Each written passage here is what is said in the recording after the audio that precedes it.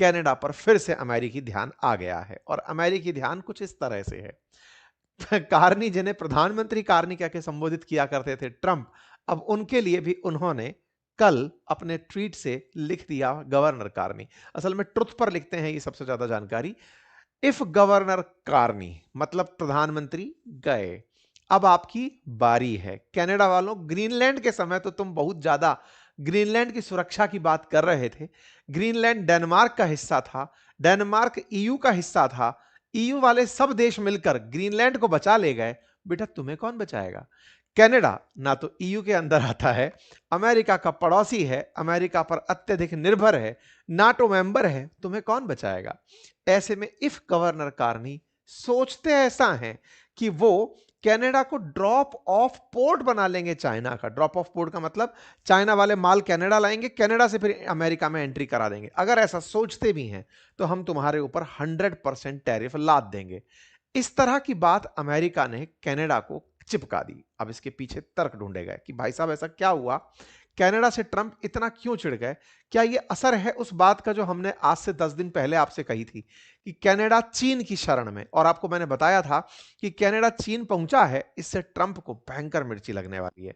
मैंने आपको बताया था कि कनाडा और चीन अगर एक होते हैं, क्योंकि अब क्या है, यूरोपियन यूनियन कंट्री हो या नाटो मेंबर अलाइंस, ये सभी कनाडा के सभी अमेरिका के विकल्प के रूप में चीन को देख रहे हैं।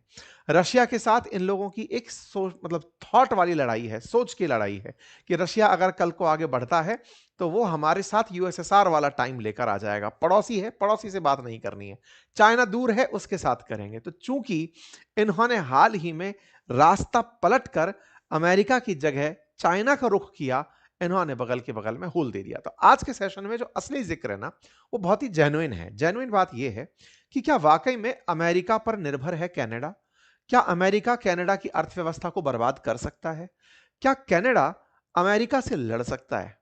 क्या वाकई में कनाडा के हालात इतने बुरे हैं कि वो ट्रंप के सामने कुछ नहीं बोल पाते? इन सारे पॉइंट्स को हम सिलसिलेवार तरीके से डिस्कस करेंगे। कि एक छोटा सा कार्य जो हम अक्सर आपसे रिक्वेस्ट करते हैं वो है चैनल को सब्सक्राइब करने का। मेरे प्यारे साथियों, जहां आप मुझे सुन रहे हैं उसके नीचे एक सब्सक्राइब का बटन दिया हुआ है, जिसे दबाने में कोई खर्च नहीं आता। आपका समय लगता है 2 सेकंड का, लेकिन आपकी ये 2 सेकंड की कीमत हमारे लिए हौसला बनती है।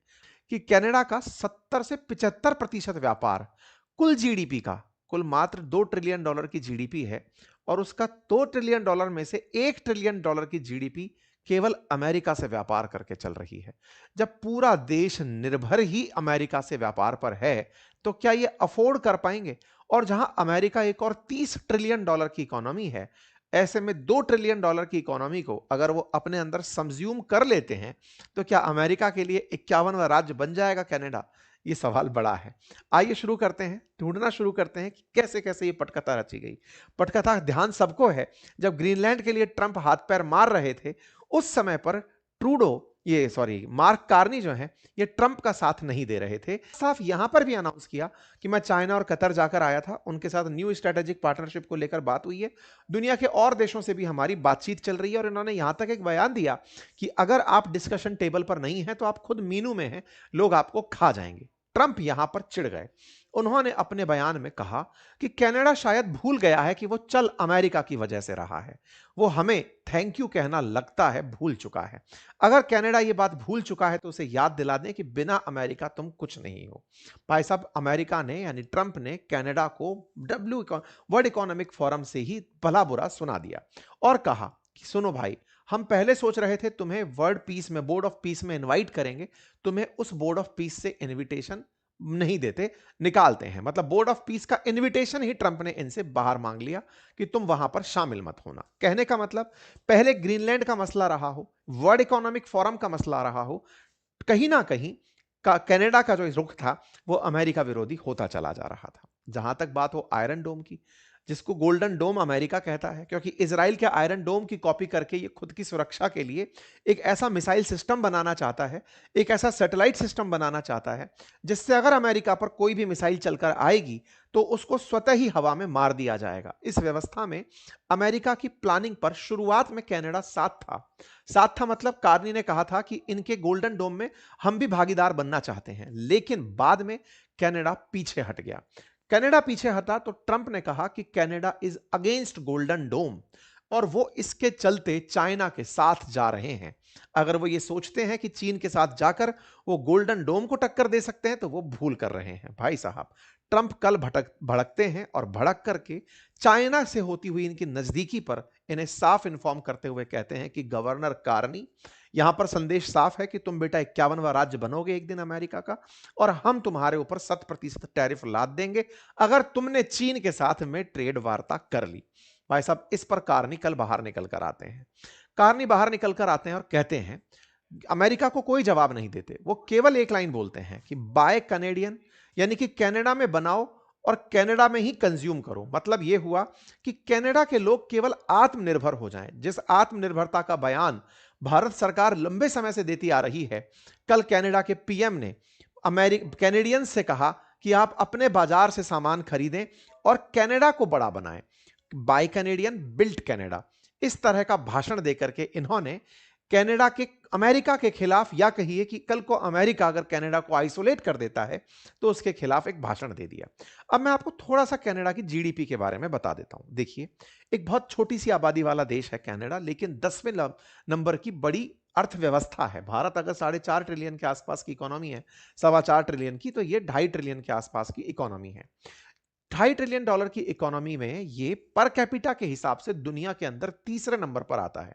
यानी कि यहां की जीडीपी वर्सेस, मतलब जो इकोनॉमी जनता जो है उसमें ये पर कैपिटा इनकम में तीसरे नंबर पर आता है। बहुत अमीर देश है और दुनिया में लगभग 15 देशों के साथ फ्री ट्रेड एग्रीमेंट करके बैठा है, जिसमें जो नाफ्टा है, north Atlantic free trade agreement, जिसे आज CUSMA कहा जाता है, ये उसका भी एक्टिव मेंबर है।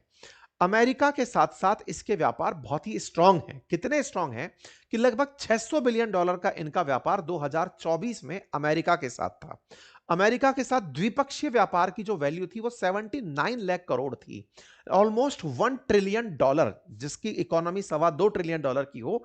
$1 ट्रिलियन इनका व्यापार है 2025 में अमेरिका के साथ। ये फिगर है जो आपको पता होना चाहिए। कनाडा के कुल एक्सपोर्ट अगर ₹100 के होते हैं तो उनमें से लगभग 76% इसका केवल अमेरिका को होता है।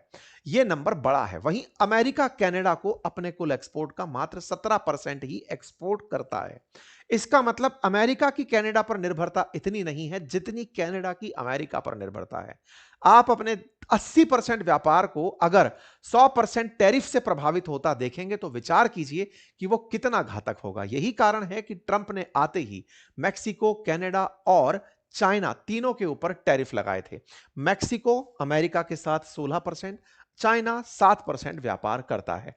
ऐसे में अमेरिका ने सबसे पहले इन 3 देशों पर ही, क्योंकि तुम ही लोग हो जो मेरी सबसे ज्यादा, लगभग $1 ट्रिलियन के आसपास कनाडा, फिर इतना ही मैक्सिको और लगभग 700-800 बिलियन डॉलर के आसपास चाइना अमेरिका से व्यापार करता है, और तीनों ही देश व्यापार करके अमेरिका से पैसा कमाते हैं। इसी वजह से अमेरिका ने तीनों को धमकाते हुए ये स्टैंड लिया था। खैर, अभी फिलहाल के लिए कनाडा पर 35% टैरिफ चल रहा है, जहां भारत पर 50% टैरिफ बना हुआ है। लेकिन अगर इनके ऊपर सैंक्शंस या 100% टैरिफ लगाए जाते हैं तो कनाडा की अर्थव्यवस्था पर जरूर प्रभाव पड़ेगा, एक्सपोर्ट पर प्रभाव पड़ेगा, जीडीपी पर प्रभाव पड़ेगा, ऑटोमोटिव इंडस्ट्री, एनर्जी, इन सब पर प्रभाव पड़ेगा। लेकिन हां, कनाडा के पास जो गुड्स, टेक्नोलॉजी और जो भी एक्सपोर्ट आइटम्स हैं, उनका उपभोक्ता केवल अमेरिका बने ये जरूरी नहीं है। कनाडा जो सामान रखता है उसके यूजर्स वर्ल्ड वाइड उपलब्ध हैं। कोयला हो, यूरेनियम हो, गोल्ड हो, सबको चाहिए। तो ऐसे में वो अपने लिए एक्सपोर्ट डेस्टिनेशंस में कुछ और देशों को तलाश सकता है। यही कारण है कि मार्क कार्नी चाइना के बारे में बात करते हुए फिर कहते हैं कि हम इंडिया से, आसियान कंट्रीज से, इन सब देशों के साथ बातचीत में लगे हैं। अर्थात ये अपने लिए नए एक्सपोर्ट डेस्टिनेशंस फिलहाल तलाश रहे हैं। निर्भरता में केवल अमेरिका पर निर्भरता ना रहे, उसका ऑल्टरनेट कनाडा तलाश रहा है। खैर, जो भी हो, फाइनली कनाडा के प्रधानमंत्री का एक और बयान आता है और वो कहते हैं कि सुनिए, हम फ्री ट्रेड एग्रीमेंट नहीं कर रहे हैं।